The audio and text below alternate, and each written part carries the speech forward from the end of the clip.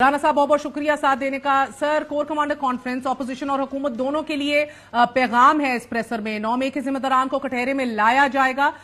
ये बड़े वाज़ेह तौर पे बताया गया, आईन और कानून के तहत ये काम किया जाएगा, जिसका मतलब तहरीक इंसाफ के लिए बारहा मुश्किलात अभी बाकी हैं। हुकूमत के लिए अपोजिशन से मुज़ाकरात की गुंजाइश शायद अब मजीद सुकड़ गई है, क्या कहेंगे?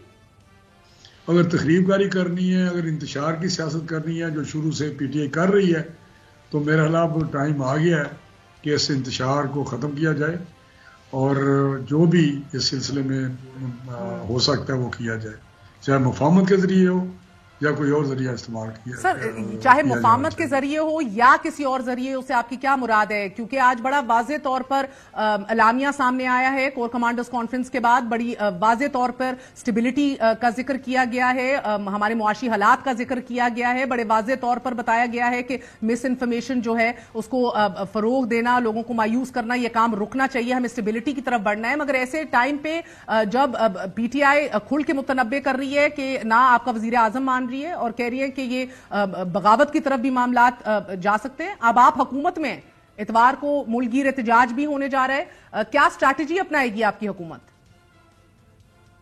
देखिए, मैं समझता हूं कि अगर तो वो एक डेमोक्रेटिक पॉलिटिकल पार्टी है तो पॉलिटिकल मैच्योरिटी मेरा ख्याल होनी चाहिए। और बड़ी पीछे वो प्राइम मिनिस्टर आया पीटीआई का जो हेड था इमरान खान, उसको मेरा ये मैच्योरिटी दिखानी चाहिए। उसको पता होना चाहिए कि डेमोक्रेटिक जो प्रोसेस है उसको आगे तभी बढ़ता है जब आप मुस्बत सोच रखते हो और वो सिस्टम के मुताबिक भी आप चाहते हो ये चले। अगर एक्सट्रीम पे आप चले जाएंगे तो फिर 77 में भी आपको पता जो हुआ, तो मैं समझता हूँ ये सिस्टम के लिए अच्छा नहीं होगा, जो कि सभी के लिए मैं समझता हूँ एक मामला ठीक नहीं रहेंगे। सर, बाकी एक्सट्रीम्स पे ना जाना भी, आप हुकूमत में आपको किसी तरह उनको कायल करना है कि ना एक्सट्रीम पे जाया जाए, मुल्क इसका मुतहम्मिल नहीं है। इंतखाब के 3 हफ्तों बाद इलेक्शन कमीशन ने भी आज आम इंतखाबात के फॉर्म 45 वेबसाइट पर जारी कर दिए हैं। तहरीक इंसाफ का ये मानना है कि बहुत से फॉर्म्स के अंदर वोटों का काफी तजाद है। फॉर्म 45 में रद्दो बदल साफ जाहिर है बकौल पीटीआई। सुन्नी इत्तेहाद काउंसिल की दरख्वास्त भी मुस्तरद हो गई, मखसूस नशिस्तों की दीगर जमातों में तकसीम शुरू हो गई है। End of course the first biggest taker is PMLN. Khyber Pakhtunkhwa से कौमी असेंबली की खवातीन की 8 मखसूस नशिस्तों का एलामिया भी जारी कर दिया गया है। तो राना तनवीर साहब, ये दिल पे हाथ रख के बताइए, नून लीग और पीपल्स पार्टी का हक है इन सीटों पे? मुझे ये बताएं कि अगर इनका हक नहीं है उन सीटों पे, जो मैं कहता हूं कि इनका बिल्कुल हक नहीं है, क्योंकि इन्होंने ये बड़े बड़े बैरिस्टर हैं, बड़े बड़े वकील हैं, इनको नहीं पता था क्या कानून क्या है, कॉन्स्टिट्यूशन क्या है, उसके मुताबिक हम करें। इनको किस हकीम ने कहा था कि आप असम्बली डिजॉल्व कर दें अदम एतमाद में? किसने कहा था साइफर का चक्कर लगा के आप अदम एतमाद की तहरीक को डिसमिस कर दें? किसने कहा था कि सूबाई असम्बलियाँ डिजॉल्व कर दें? किस हकीम ने इनको ये नुस्खे दिया? किस हकीम ने ये नुस्खा दिया था कि ऐसी पार्टी ज्वाइन करें सुन्नी इत्तेहाद अली के, जिसने इलेक्शन ही नहीं लड़ा और उन्होंने सीट लिस्ट ही नहीं दी? इतनी पार्टियां पड़ी थी, किसी में चले जाते जिन्होंने लिस्ट दी हुई थी। जमात इस्लामी ने इन्होंने ट्राई की, वहां ट्रस्ट नहीं किया इन्होंने। वो जो दूसरे थे हमारे अल्लामा साहब, उनकी इन्होंने ट्राई की जो इनके साथ ही हैं। तो कहने का मकसद है कि उन पे कोई आप नहीं करते कि भाई आप बैरिस्टर हैं, इतने वकील हैं, बहुत सारे वकील हैं वहाँ, खोसा है, ये गोहर है, क्या बैरिस्टर है, फिर अली जफर है, कि बड़े बड़े हैं वहां पे, ये अनपढ़ तो नहीं है। नहीं सर, हार्वर्ड और बड़ी बड़ी अदालत में चले जाएंगे, खुद पता चल जाएगा सुप्रीम कोर्ट से या हाई कोर्ट से कि इनका स्टांस ठीक है या इनकी इंटरप्रिटेशन ठीक है। ये हवा में कहना, क्योंकि ये हमारे आजाद हमारे साथ हैं, लेकिन there is a constitution, there is a election laws, और उन्होंने तो एक्सटेंड भी किया था 2 दिन इलेक्शन कमीशन ने कि जिनकी लिस्टें रह गई हैं वो सबमिट कर दें। सर, ये बात आपकी दुरुस्त है, उनको किस हकीम ने ये बात की, ये ना हो मुस्तकबिल में आप लोगों से पूछा जाए कि आप लोगों को किस हकीम ने कहा था ये सीटें ले लो जब बंदर बांट हो रही थी, क्योंकि आप किस हक से ले रहे हैं? ईसीपी का अपना एक मंतक है, अपना एक लॉजिक है, इलेक्शन कमीशन माजी को नजरअंदाज कर रहा है आज। लेकिन मिसाल के तौर पर बाप पार्टी की मिसाल सामने है। साबिक फाटा में इंजमाम के बाद होने वाले पहले इंतखाब में हिस्सा नहीं लिया गया था। आजाद उम्मीदवारों को बाद पार्टी में शमूलियत के बाद खवातीन की मखसूस नशिस्तें अलॉट कर दी गई। इसी तरह लाहौर हाई कोर्ट का भी फैसला है, 2018 के फैसले में कहा گیا ہے لاہور ہائی کورٹ کے مخصوص نشستوں میں سیاسی جماعت کا حصہ ناقابل منتقلی یعنی کہ نان ٹرانسفریبل ہے. سو اگر مستقبل میں آپ کو حکیم کے بارے میں پوچھا گیا تو کیا کریں گے؟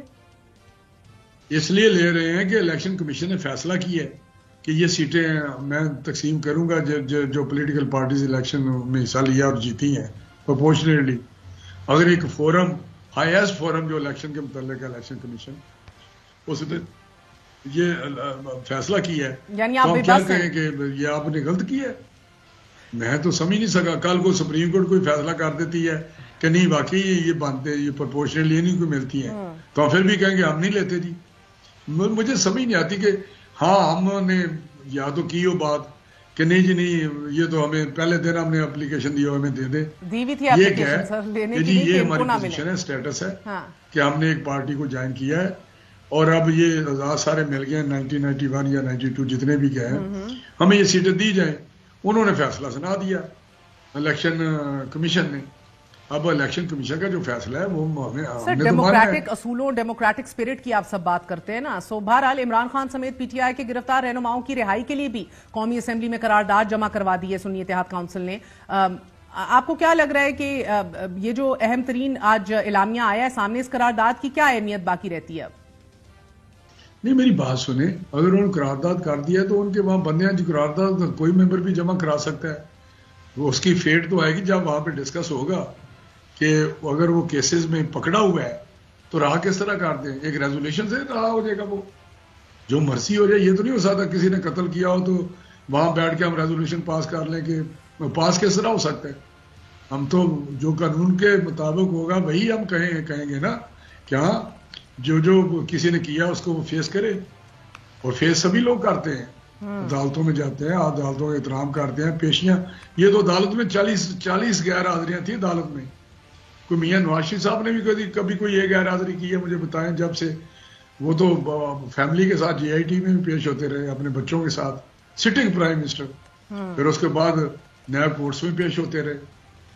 کیا نہیں ہوا, لمبی داستان ہے.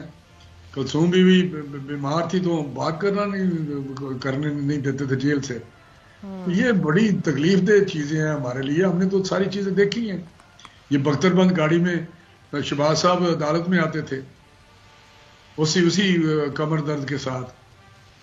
ہم زمین پہ سوتے رہے ہیں, فرش پہ میں سوتا رہا ہوں. زمین ایک صاف جو ہوتی ہے اس کے بازو سار کے نیچے رکھ کے 90 دن میں اسی طرح ہی رہا. وہاں پہ نہ کوئی چیز تھی نہ کوئی اور سلسلہ سیل تھا. تو ہم نے تو کبھی کوئی پکار نہیں کی. تو میں کہتا ہوں کہ نہیں, ہمیں ان چیزوں سے نکلنا چاہیے, ہم آگے بڑھیں. اور ہم نے تو 2018 کا الیکشن دھاندلی زدہ تھا, آگے پھر بھی کہا تھا ہم آپ کے ساتھ تعاون کرنے کو تیار ہیں. آپ وہ کام شروع کریں, آگے بڑھیں, پاکستان کو آگے لے کے چلیں. ہم آپ کے ساتھ بھرپور تعاون کریں گے. آپ سلیکٹڈ ہیں, آپ دھاندلی کے ذریعے آئے ہیں, جو بھی آئے ہیں ہم سسٹم کو آگے بڑھاتے ہیں.